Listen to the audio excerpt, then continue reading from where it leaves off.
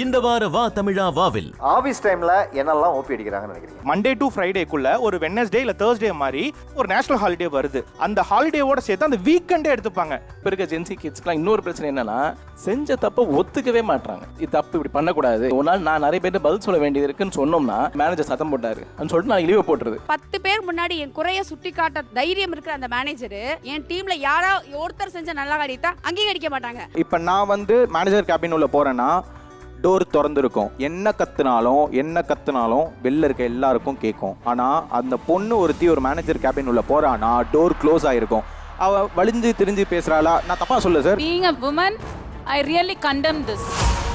நாங்க அப்படி பேசுவோம் அவ்வளோ கேஷுவலா ஒரு பொதுவான ஒரு ஷோல உங்களால சொல்லவே முடியாது. Then how dare you are? Anuj tiles மற்றும் ஆனந்த் பனியன்கள் மற்றும் உள்ளாடைகள் வழங்கும் வா தமிழா வா ஞாயிறு தோறும் காலை 10 மணிக்கு.